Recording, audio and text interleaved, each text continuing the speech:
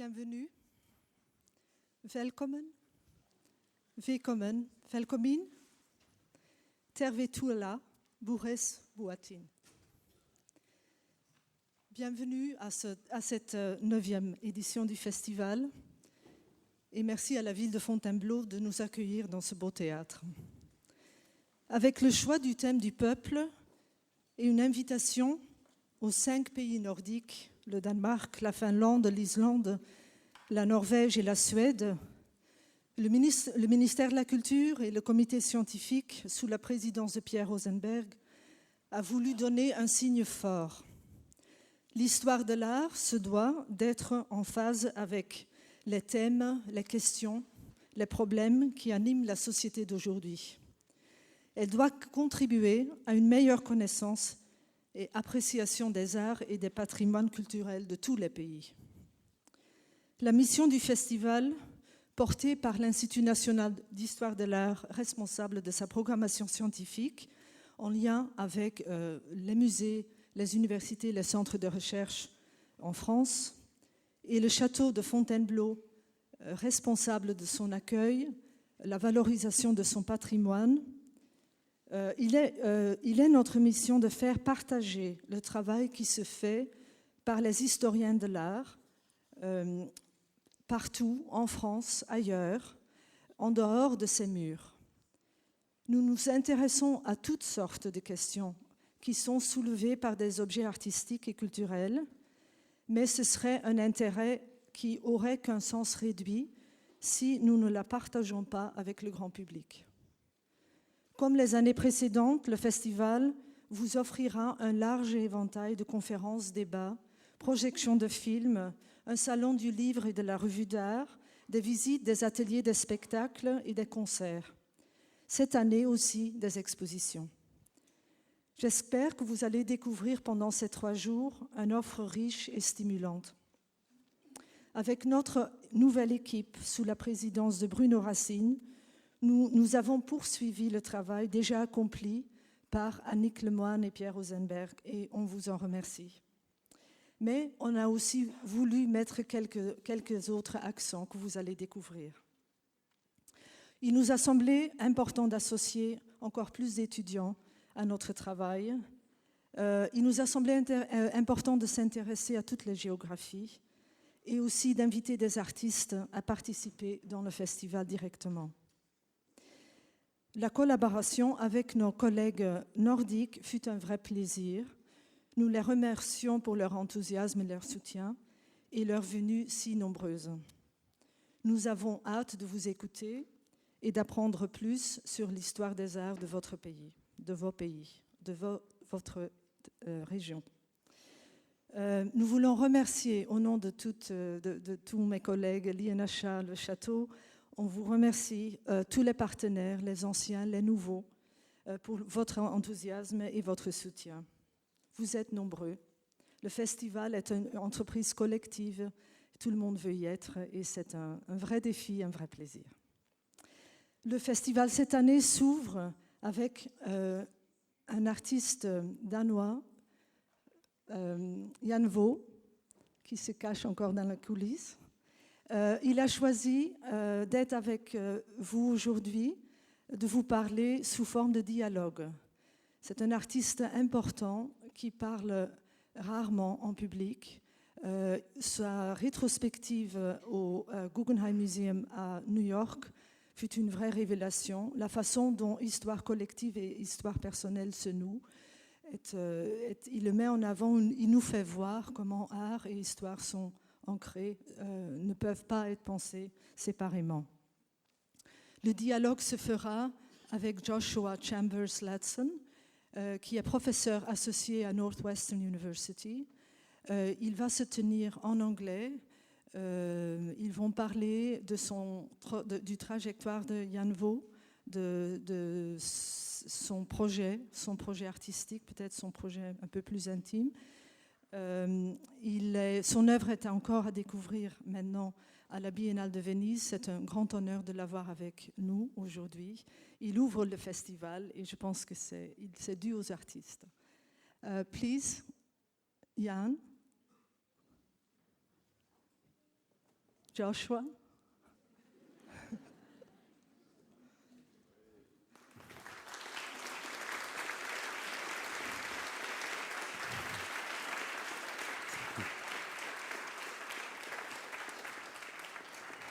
Thank you so much for joining us from so. Merci beaucoup de nous avoir rejoints. Vous êtes venus de loin.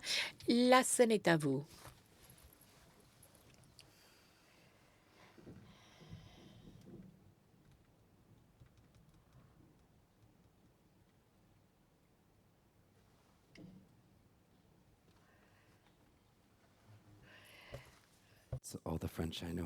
Voilà, vous avez entendu l'étendue de mon français, j'en suis désolée.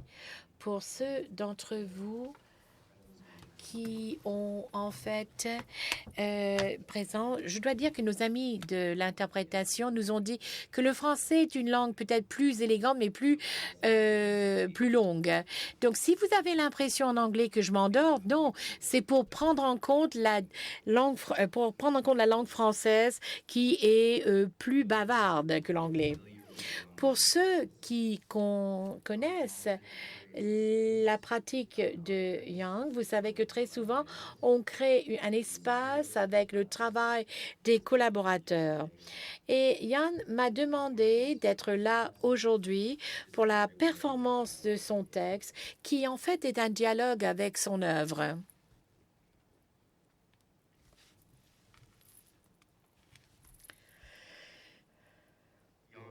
Jan Vo, lors de son exposition en 2009 à Kunstobal, un chandelier flottant et une pierre tombale sont les seuls acteurs dans une grande salle. La salle, très large, avec du soleil qui pénètre de l'extérieur, le chandelier majestique, étincelant, des gouttes de cristal comme des larmes qui passent d'un niveau à l'autre, la pierre tombale, une représentation de la façade d'une machine à laver, un frigo, une télévision, un crucifix en bronze, marbre, granit et bois. Tant de beauté, mais pas beaucoup de vie. La performance est influencée par un faible pouvoir de résurrection. En performance, nous pouvons conjurer le passé et le ramener dans le présent. La performance, dans d'autres mots, a la puissance de faire plus de vie. Aujourd'hui, je vous offre une série de scènes sur l'œuvre de Jan Vo dans une tentative de décrire ce pouvoir tout en soulignant sa nécessité dans un monde où la mort et la destruction sont très régulièrement et injustement distribuées à des sujets minoritaires, c'est-à-dire les personnes de couleur, les femmes, les gays, les trans, les immigrés, les réfugiés, les colonisés, les déportés, les dépossédés. Le mineur, le marginal est très souvent l'oublié.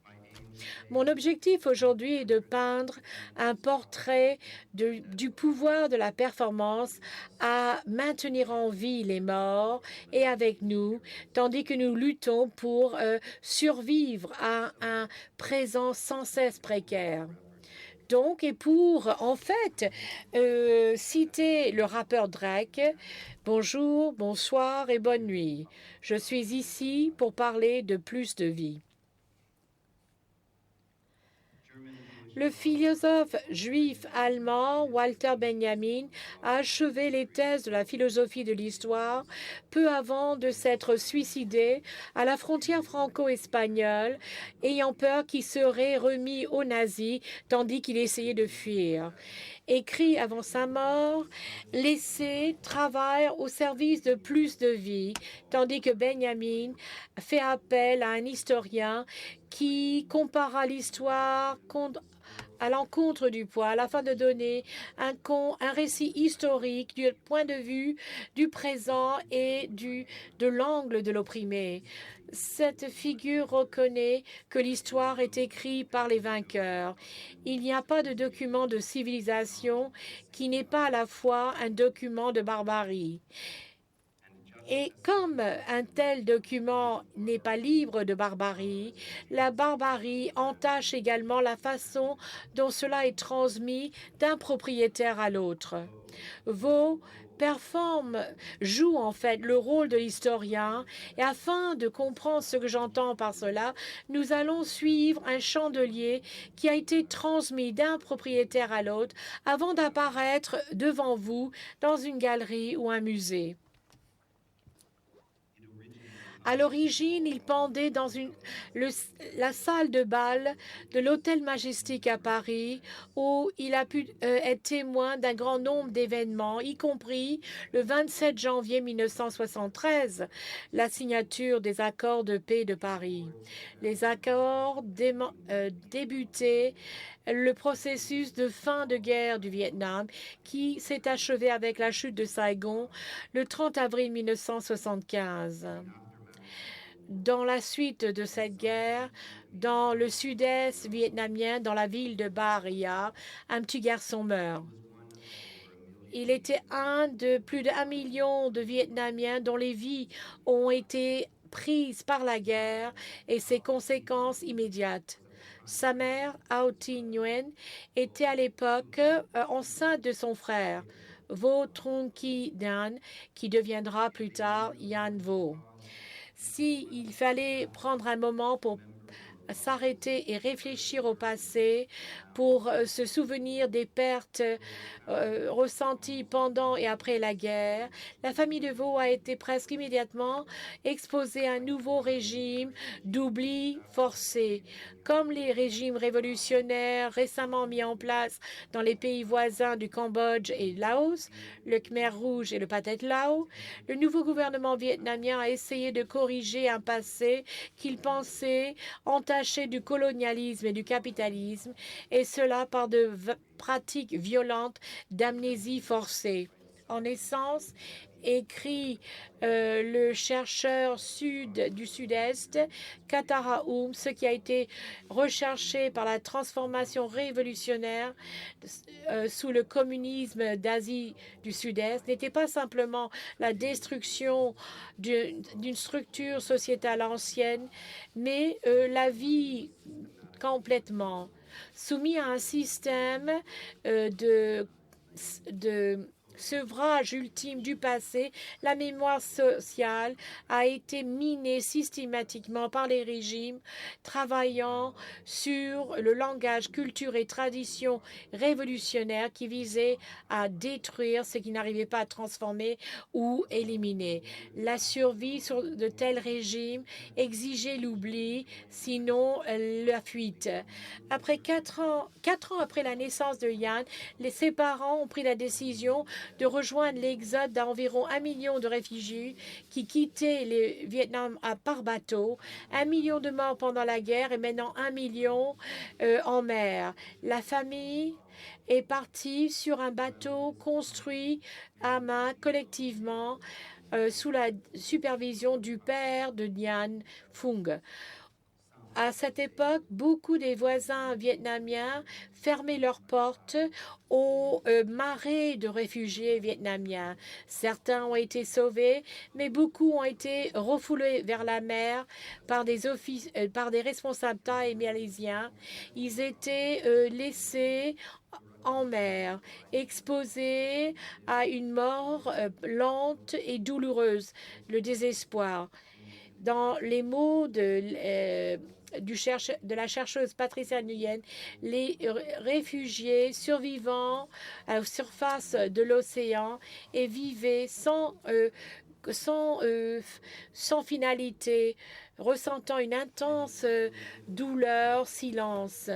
Beaucoup ont ainsi flotté sur la mer dans ces bateaux. Les réfugiés étaient là, entassés les uns sur les autres, parfois au bord de la noyade, flottant à travers l'océan.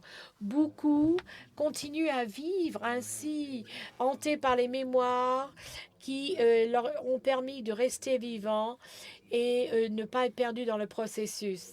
Si l'océan a les a menacés d'oubli, ceux qui ont survécu souvent ont rencontré d'autres formes d'oubli sur des nouvelles rives.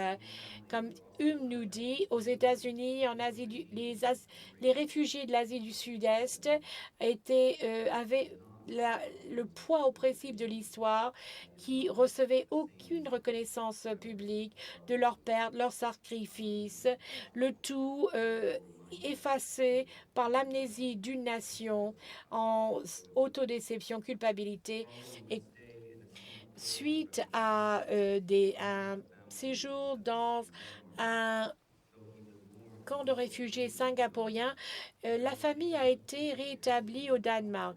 Même s'il était né Vo Trung Ki Dan, les responsables danois, lorsqu'ils lui ont fait son passeport, ont transformé par erreur son nom officiel en Dan Vo. Alors la famille Dan a perdu un fils dans la suite de la guerre, et après avoir survécu à cela, les autorités danoises ont légalement tué leur deuxième fils, Vo Trung Ki Dan, en lui donnant le nom et la naissance à Dan Vo. Comme Catherine Brinston, conservatrice, l'a dit, cette restructuration littérale par l'autorité d'État d'un pilier central de l'autodéfinition a été inscrit dans l'identité de l'artiste depuis. Ces papiers officiels continuent de porter la trace de l'indifférence bureaucratique, de l'altérité culturelle. Vaux, très souvent, transforme des documents officiels en œuvres d'art, allant de catastrophes en masse, telles que la guerre du Vietnam, en minutie de bureaucratie, par exemple un certificat de mariage. Ceci, en fait, souligne le fait que nous vivons dans un État qui gère et discipline notre vie à la fois de façon biopolitique et nécropolitique. Le biopolitique fait référence au terme de Michel Foucault sur la gestion et la protection de l'état de la vie biologique de la population. Le nécropolitique fait référence à la description d'H&MB de l'exposition de l'état de segments spécifiques de donner la mort à une population, et cela souvent sous l'égide protecteur du corps politique. Dans de telles conditions, l'indifférence bureaucratique est active, violente, destructive et créative. La force destructive et créative de l'indifférence bureaucratique est inscrite dans la signature du banquier, tandis qu'il assure une ligne de crédit pour construire des flottes de bateaux qui transportent des esclaves de la côte ouest de l'Afrique à l'Europe et l'Amérique. C'est en fait l'ordre exécutif du secrétaire du transport qui assure les trains qui vont transporter du cargo vivant vers les camps de la mort. Et c'est l'action de prendre de façon indélicate le nom d'un enfant qui flotte dans le sillage de la guerre. Dans un des travaux de Vaux, l'indifférence bureaucratique et ce qu'on retrouve dans la lettre de 1975 le secrétaire d'État Henry Kissinger à un critique de théâtre, Léonard Lyon, où Kissinger se plaint: je choisis vos ballets plutôt que de contempler la vie au Cambodge chaque jour, si j'ai le choix. En citant la lettre de Kissinger, on voit en fait les mémoires de cette guerre oubliée. Vaux nous rappelle que l'affirmation du secrétaire d'État se disant sans pouvoir vis-à-vis ce qui se passe.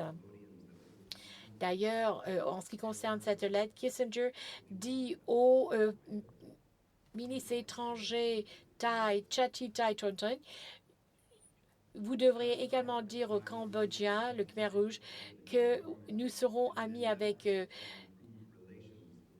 Ce sont des meurtrier, mais on ne va pas laisser cela nous empêcher.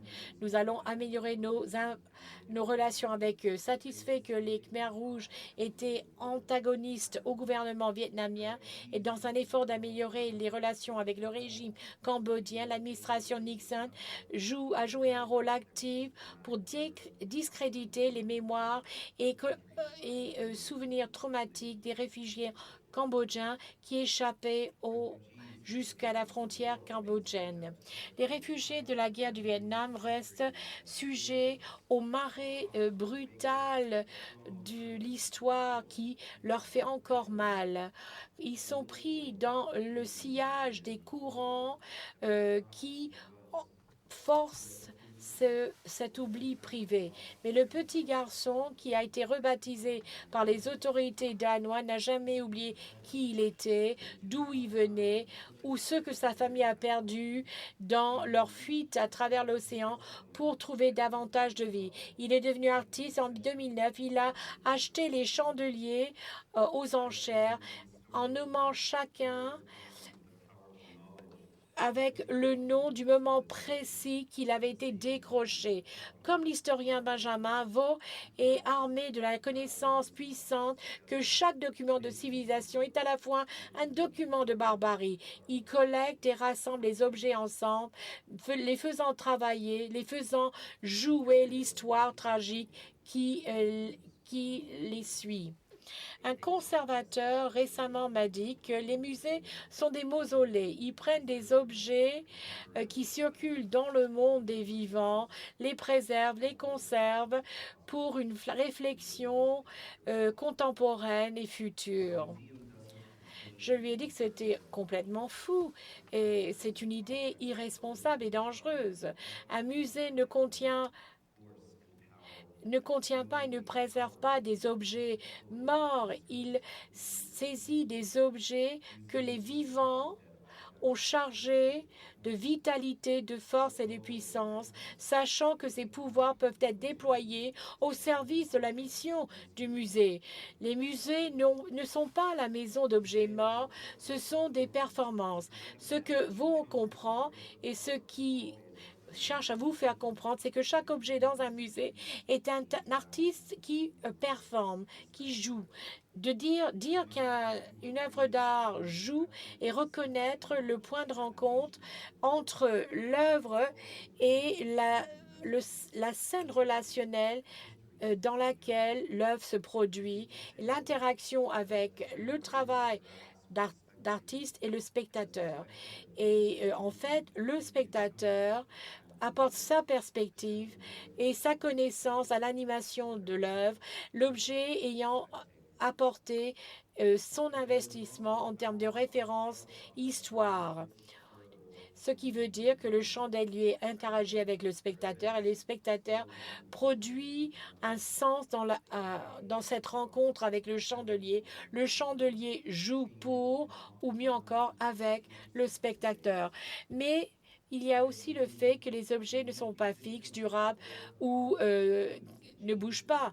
Plutôt, c'est les événements qui se déroulent face à nous.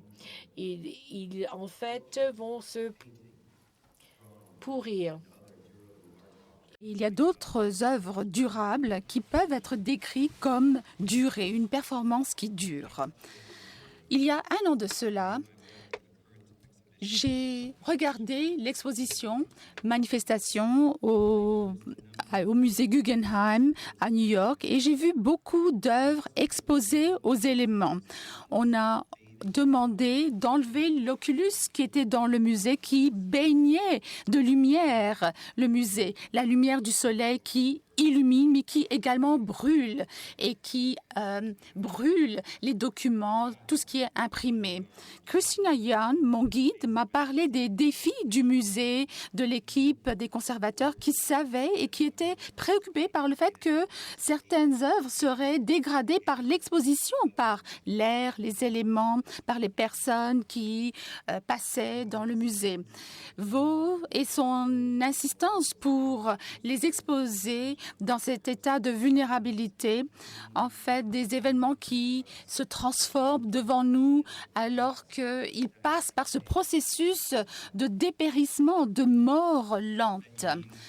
Benjamin suggère que les sources de force vitale d'une œuvre, c'est cette aura qui est fournie par les endroits, les personnes, et on les décrit comme la toile de fond d'un objet, qui peut être décrit comme l'histoire de changement de main. Une œuvre qui peut passer d'une personne à l'autre, qui est sécurisée par la signature de l'artiste. Et on essaie d'étendre l'œuvre, comme Karl Marx l'a dit, d'écrire une autre scène de production. Production, c'est-à-dire le pouvoir de l'homme pour façonner, et en fait qui fait partie, l'œuvre de l'homme qui est accumulée, qui se trouve dans le manteau qui a été façonné. Dans le mode capitaliste de production, la portion qui est transférée est enlevée à un prix plus élevé que ce qui a été payé pour façonner l'objet. Et pour Marx, cela signifie que la vie qu'il a conférée sur l'objet, maintenant, la confronte comme étant quelque chose d'hostile et d'étranger. Et cette aliéné du travailleur est passé dans la circulation et on enlève donc le passé. Il est renommé comme le réfugié qui est rebaptisé. Son histoire est réécrite lorsque son corps est déporté dans le monde par des processus bureaucratiques. Ça, c'est pour dire que la force vitale du travailleur qui a façonné l'objet, le contexte dans lequel l'objet a été fabriqué est décrit et ensuite oublié lorsqu'il passe à travers le monde, mais dans cette performance, ce qui a été perdu dans cette réanimation est perdu et remise à jour. Et le chandelier possède deux signatures. Il y a la signature qui parle du rôle en tant que témoin de ces événements historiques qui a mené Vaux à cet exode sur l'océan, mais il y a également la signature de Vaux en tant qu'artiste qui montre sa médiation de l'objet. Sa touche transforme l'objet. C'est un document de la civilisation qui devient un travail chargé d'art. La main de Vaux a peut-être jamais touché l'objet qu'il place, mais il y a sa signature qui est une preuve de cela et il y a la conservation de l'objet. Et le chandelier commence à avoir une fonction de mémoire. On se souvient ce qu'il est. Les études asiatiques américaines par Mimi Tin Nguyen et Mariam Lam montrent que le souvenir, c'est un problème à cause du colonialisme et de la guerre. Et c'est un refus d'avancer, c'est-à-dire un refus de laisser derrière. La performance du souvenir peut être un moyen de refuser d'avancer et permet de garder les morts vivants alors que nous résistons pour dire qu'on va les laisser derrière. Rebecca Schneider en parle comme un acte de survie, de garder en vie, de faire passer dans les plusieurs sens de cette phrase, de faire passer. La performance peut être un acte radical de refuser d'avancer dans cette tentative de maintenir les morts vivants et en préservant leur colère et leur demande de justice. Les objets ont très souvent joué un rôle, c'est-à-dire de garder les morts vivants. On pourrait se dire ici que la pierre tombale que Vaux a fait pour sa grand-mère, la pierre tombale de Nguyen Thi Thi, donc tout ceci a été emmené au Danemark et un immigrant a donné à sa grand-mère un réfrigérateur, une machine à laver, une télévision. Et l'Église catholique a fourni une croix. Vaux, plus tard, a transformé ces nouvelles versions de ses dons en statue, Oma Totem, qui est devenue l'origine de la pierre tombale qu'il a conçue pour sa grand-mère. C'est cadeau était là pour faciliter cette cassure entre son passé de réfugié et pour qu'il puisse entrer dans ce nouveau terrain de subjectivité qui a été produit par la modernité capitaliste européenne. En fait, c'est une matérialisation littérale de ce que Mimi Nguyen a décrit comme étant le cadeau de la liberté, où la liberté est une promesse impossible qui justifie l'impérialisme européen et américain avec l'expansion du capitalisme et les formes d'exploitation du capitalisme. Depuis, la liberté et le libéralisme ont été conçus comme étant des droits de propriété. Le don, écrit Nguyen, c'est le transfert d'une possession d'une personne à une autre et forme la relation entre le donneur et le receveur. Et ce don fait partie d'une économie et c'est quelque chose d'ouvert. En fait, le don est quelque chose qu'on reçoit dans cette économie de capital et c'est une exploitation du labeur. Et en fait, il y a ce don de la liberté. Yen Espiritu le décrit comme étant le peuple vietnamien qui fuit un pays désespéré. Et nous avons la production des travailleurs vietnamiens qui est un travail répétitif, monotone, mal payé. Et le réfugié doit payer, rembourser cela, quelque chose qui ne peut jamais être remboursé parce que cela dépasse tous les prix, la liberté. Ayant reçu le cadeau de la liberté, le réfugié doit oublier son passé et survivre à tous les traumatismes qu'il a vécus et essayer de devenir un membre productif de son pays d'adoption.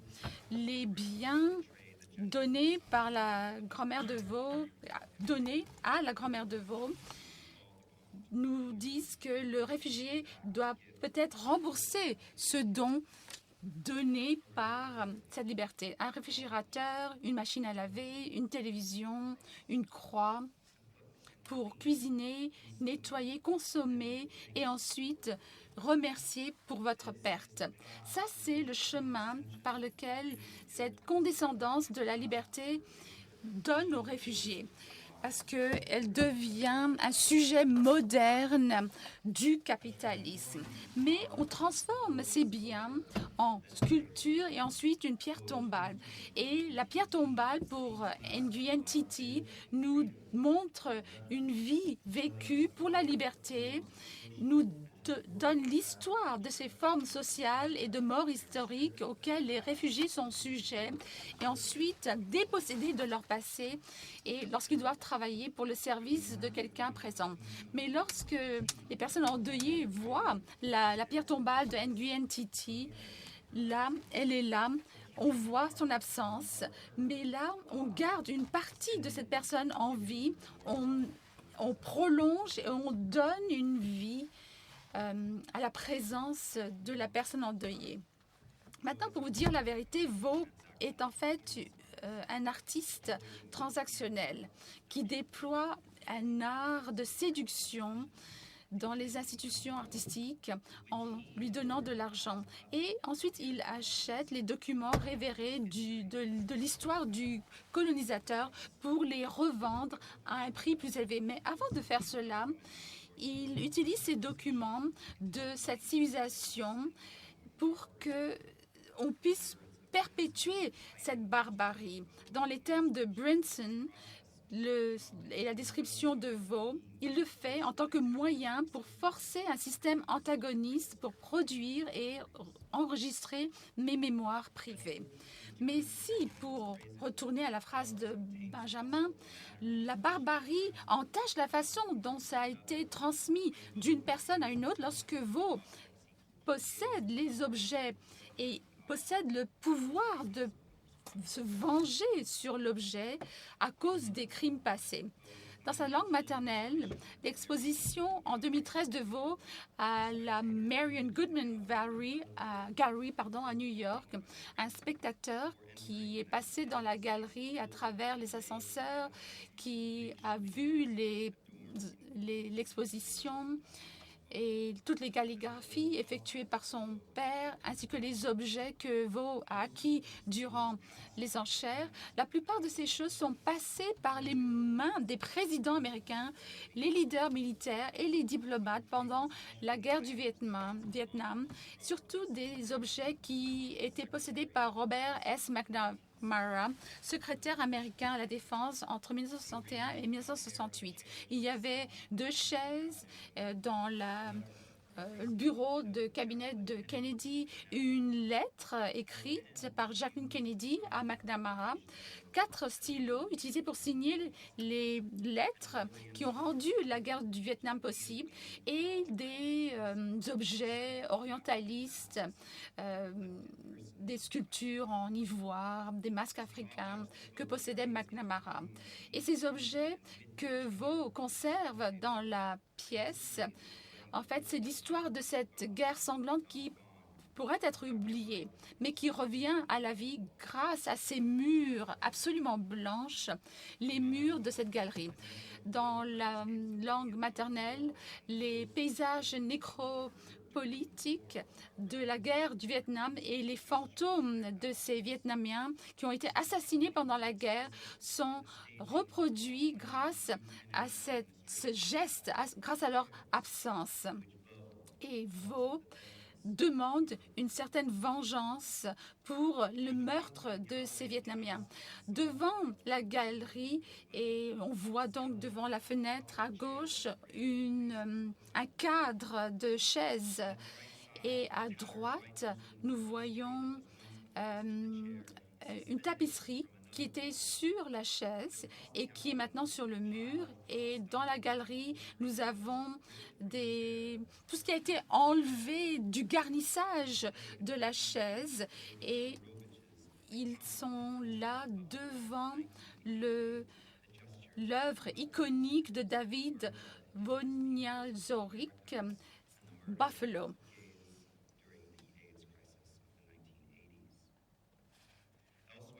Et par ailleurs, dans la galerie, il y a le lot 20, une lettre, une présentation signée par Jacqueline Kennedy, une note écrite à la main à McNamara de la veuve de la première dame. Et Kennedy parle de son désir de donner quelque chose de spécial à Jacques qui aurait une signification pour toi. Et ensuite, elle s'assoit sur cette chaise avant d'écrire « Vous êtes le seul membre de ce bureau qui ayez une chaise. » Et là, vous avez une photo de la chaise donnée à McNamara, les interactions entre la chaise, les lettres de Kennedy et la reproduction de Joseph Kossuth, une des 3 chaises, alors que le spectateur passe par les chaises et les lettres de Kennedy, les deux entrent en conversation les uns avec les autres. La chaise du lot 20 revient à la vie et danse devant le spectateur, comme si c'était cette chaise qui effectuait une performance pour réanimer et reproduire les traces de la vie de Robert, Jackie et de Jacques. Là, il a pris ces œuvres du colonisateur, telles que ces chaises, et Vaux les détruit, les déchire, les fragmente. Et c'est une récompense violente de la façon dont les colonisateurs ont détruit et ont fragmenté la vie au Vietnam avant, pendant et après la guerre. Et ces actes iconoclastes, ces actes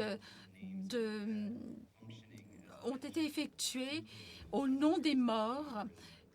C'était une vengeance, un geste de souvenir qui refuse d'aller de l'avant, qui refuse de laisser les choses derrière, comme si c'était pour dire « je me souviens, je me souviens ». Et ça, c'est pour le souvenir et pour davantage de vie. Ou peut-être l'acte de déchirer les mémoires du colonisateur. Et c'est un écho d'un autre geste de ne pas maintenir et de ne pas accepter tout ce qui est colonial. Et là, vous êtes confronté à gauche par une peinture que Vaux a conservée dans ses expositions.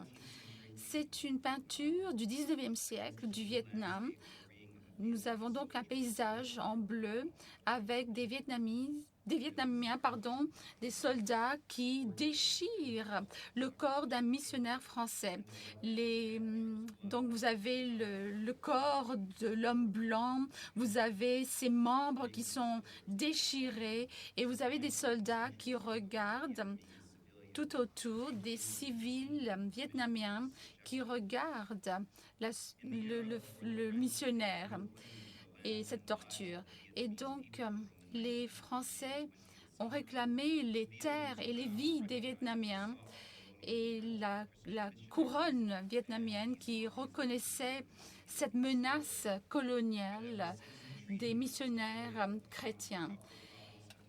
Mais la Westphalie a demandé la province et la souveraineté en limitant le terrain provincial de l'Europe et ils ont refusé de reconnaître les droits souverains des personnes en Asie, en Afrique, en Océanie et dans les Amériques. Et on pourrait croire que cet acte historique de déchirer le corps du colonisateur, tout comme la chaise de McNamara ou même le corps de la liberté en tant que tel, pour rembourser ce don de liberté comme le déchirement de ce corps d'un blanc, ce don. Donc, depuis 2011 jusqu'en 2016, Vo a employé les services d'une personne à Shanghai pour créer la reproduction exacte de divers éléments de la Statue de la Liberté. Ces pièces n'ont jamais été assemblées et ont été montrées avec divers fragments partout dans le monde. Donc, Vo a déchiré le corps, membre par membre. Voilà ce qu'un enfant américain est enseigné sur la Statue de la Liberté. Les Français eux-mêmes se sont engagés aux idées de liberté, égalité et fraternité. Et ils adoraient tellement la réalisation du rêve américain qu'ils ont donné aux Américains le don de cette déesse qui pourrait capturer toutes ces idées dans la forme de son corps. Dédiée le 28 octobre 1886, la statue a été conçue par le sculpteur français Frédéric Auguste Bartholdi avec un cadre en métal construit par Gustave Eiffel. La statue a été installée dans ce qu'on appelle la Liberty Island, juste à côté de Ellis Island, qui est un centre de traitement pour les immigrants aux États-Unis et c'est un site pour la déshumanisation des immigrants européens. Mais ce n'était pas une lutte des immigrants qui a donné naissance à l'idée de cette statue, mais plutôt la statue a été proposée par Édouard-René de La Boulaye, président de la Société anti-esclavage française pour honorer l'abolition de l'esclavage aux États-Unis à la suite des événements de la guerre civile américaine qui s'est conclue en 1865. Ce détail, je dois le noter, n'est pas enseigné aux enfants aux États-Unis et reconnaît la dette qu'on ne peut pas repayer aux 60 millions ou plus qu'ils ont kidnappés et dans les horreurs de cet esclavage américain, y compris ma grand-grand-grand-mère et grand-grand-grand-père. Et il semble remarquable que les Français n'aient pas offert de déesse de la liberté au peuple d'Haïti qui s'est émancipé de la domination brutale et violente des Français qui ont été depuis 1765 jusqu'à 1805, ni pour les peuples d'Haïti ni pour ses enfants. La France, en fait, a payé la déesse de la liberté et de la fraternité et de l'égalité en emprisonnant Toussaint Louverture, arrêté par les autorités coloniales en 1802 et transporté ici en France où il est mort dans une prison française le 1803. La cause de sa mort est inconnue. C'était une autre victime de ce don de la liberté des Français avec des millions de personnes noires qui ont été brûlées, enterrées vives, amputées, et mutilées, violées et pire par le régime colonial français français sous l'autorité législative de Louis XIV et de son code noir. C'est une histoire où l'on voyait qu'ils étaient crucifiés, enterrés vivants, qu'ils étaient enfermés dans des mouroirs. Ils étaient forcés de manger leurs excréments et ils étaient dévorés, abandonnés et dévorés par les vers ou les moustiques dans les marais. Et ils ont été jetés dans de l'huile brûlante. Ils ont été enfermés dans des tonneaux avec des épines, hommes et femmes, et tonneaux qui étaient lancés du haut de collines. Ces noirs misérables étaient jetés aux chiens.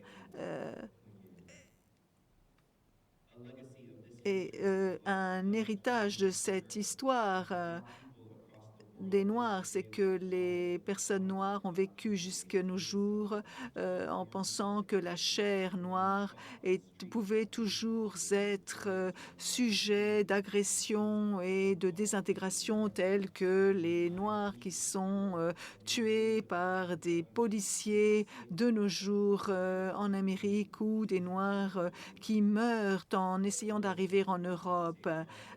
Et leurs familles pensent trouver refuge dans les ports européens, mais aujourd'hui, ces familles sont abandonnées parce qu'elles sont considérées comme n'étant pas dignes de la liberté de nous, le peuple. Et nous devons donner la légitimité à la Constitution américaine, mais ce n'est pas un concept d'inclusion. Il y en a toujours qui sont en dehors de ces limites d'inclusion, tels que les maîtres européens l'ont conçu pour eux-mêmes, mais dénié, refusé à ceux de l'extérieur. Nous, le peuple, est un concept qui n'aurait été pu imaginer que comme un concept où le grand nombre de l'humanité et d'esclaves africains, asiatiques et latinos, réfugiés et sujets coloniaux n'étaient pas compris. Dans les divers fragments du corps de cette déesse de la liberté, on voit que ce concept n'est pas entier, et ce qui suggère que l'idée de la liberté, l'égalité et la fraternité est probable dans sa forme de promesse non respectée. Ce n'est pas un projet incomplet qui attend d'être complété, mais c'est un projet qui a toujours été prévu comme incomplet. Vaux, ici, parle de la liberté américaine et donne aux États-Unis la propre image de la liberté, l'égalité et la fraternité pour trop d'entre nous qui ont été dépossédés et qui ont souffert de la violence contre la chair. C'est une promesse que nous n'étions jamais censés écouter. Nous pouvons tous finir dans la vengeance, mais pas aujourd'hui. Pour le travail de Vaux, More Life est une pratique des vivants. I am you, you are too est un hôtel à More Life, plus de vie, qui a été d'abord présenté au musée Guggenheim à New York. Florence Wong Fai et son fils ont collaboré avec Vaux pour rassembler 3500 à 4000 objets. Dans I am you, you are too et son monde de 4000 objets, son fils, ce sont des choses qui appartiennent à son fils et à la mère. Le titre vient d'une collection de personnages I am you, you are too, que Martin a imprimé à l'arrière de sa carte de présentation et parfois il l'incluait dans ses peintures.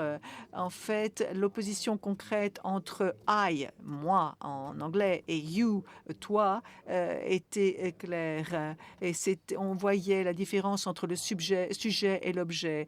Moi et toi, enfant et mère. Et c'est dans nous et nous les transportons en nous et nous donnons lieu à leur résurrection dans le présent. Martin Wong est mort le 12 août 1999 et il faisait partie de toute une génération de personnes homosexuelles et trans de couleur qui sont mortes pendant la première vague de la crise du sida. Il a grandi dans la région de la baie et il a été actif au groupe de performance gay et queer, les anges de la lumière, Angels of Light, et The Coquettes, les coquettes, avant de déplacer sa pratique à New York et à Chinatown, où il a vécu et collaboré avec des poètes et l'écrivain Miguel Piñero. Mais ensuite, il est retourné à San Francisco pour vivre chez ses parents et il est mort parmi les siens et les collections de sa mère. Florence a amené Martin dans le monde et à travers son travail, elle a conservé le travail de son fils, elle a préservé les objets qu'il a touchés et qu'il a fait pour le faire durer alors qu'il n'a pas pu. Et dans une lettre de 2010 écrite à Sergio Bessa, à l'époque directeur des programmes du musée du musée des arts du Bronx, Florence fait une liste de divers catalogues du travail de Martin et exprime son désir d'aider le musée du Bronx à collectionner plus d'œuvres de tableau de Martin Wong. Elle a rappelé à Bessa que Martin a fait plus que peindre. Il avait aussi sculpté du bois, fait des dessins, de la céramique, des poèmes, et elle dit que parfois les gens qui viennent à la maison, ils disent que la maison ressemble à un petit musée. Dans son essai I Am You, You Are Too, l'artiste Julie Holt écrit que Florence Wong et sa maison est dévouée ou est consacrée à la préservation du travail de Martin Wong. Et Florence a aidé à faire en sorte que Martin soit encore vivant à travers, malgré sa mort prématurée. Et pendant des décennies, elle a continué à établir des catalogues pour aider les curators, les chercheurs et d'anciens amis, ainsi que de nouveaux enthousiastes du travail de Martin, à faire en sorte que la collection de matériaux du travail de Martin soit disponible pour la recherche. Malgré la proximité entre Florence et son fils Martin, la sexualité de Martin était recouverte d'un voile et d'un silence prohibitif. Et par conséquent, un résultat de ce légat est que le travail expressément sexuel et queer et gay de Martin n'est pas souvent montré, sauf dans quelques collections privées telles que celle-ci qui appartient à Vaux. Me disait que Martin ne se décrivait pas lui-même. Il décrit le sexe d'un de ses amants, mais pas le sien même. Et en fait, il s'est rarement montré sur des murs de musées. Et Vaux a cherché à redonner vie à ce travail de Martin, comme ici où il réplique une photo de peinture détruite de Martin Wrong, où il montre la violence du régime carcéral. Nous voyons la prohibition qu'a souffert la sexualité de Martin Wrong. Et Florence essaye de conserver son légat après sa mort, mais Florence n'a pas pu éviter qu'apparaisse la vision queer et sexuelle qui anime tant d'œuvres de son fils. Et dans I Am You, You Are Too, c'est une performance qui continue et qui préserve justement cet aspect de ce travail. Et Martin et Florence sont encore ici vivants. À une installation de 2014 à Mexico, il y avait un chandelier qui flottait dans une pièce blanche et il est suspendu juste au-dessus du sol et il descend du plafond par une poulie. Le poids du chandelier doit être considérable et on ne voit qu'une chaîne qui évite que tout s'écroule par terre et éclate. Au lieu de cela, celui-là flotte en emportant toute son histoire qui continue à flotter, soutenu par sa performance. Aujourd'hui, le chandelier emporte les traces d'un petit garçon qui est mort dans une petite ville au sud-est du Vietnam, qui ne connaîtrait jamais son jeune frère, qui était à l'époque un bébé, et dont la famille ne l'oublierait jamais. Et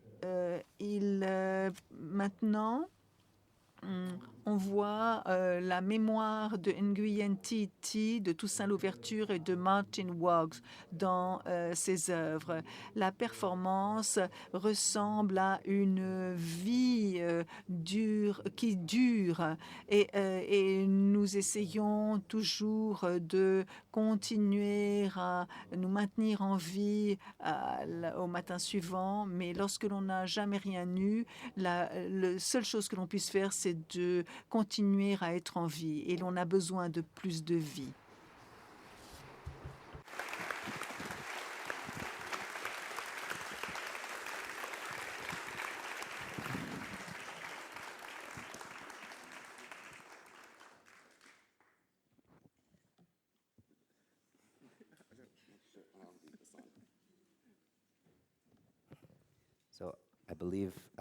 Donc, il me semble que la conversation a déjà commencé car Vo a été toujours en dialogue avec son travail, mais je crois que maintenant nous pouvons répondre à des questions, n'est-ce pas?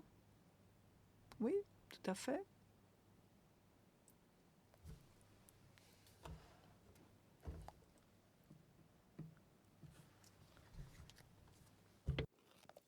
Oh, sorry, we meant to make that clear. That's questions from you. Ah, pardon, je crois que ce sont des questions de vous, du public, hein, sinon ce n'est pas grave. Et vous pouvez les poser en français en parlant à un micro. Oui? Vous savez que je ne sens pas de plus grand privilège en tant qu'artiste de voir quelqu'un qui met en mots mon travail. Et c'est ce que vous avez fait. Et ça, c'est fantastique. Et merci de votre invitation. Bon, eh bien, voilà. Merci.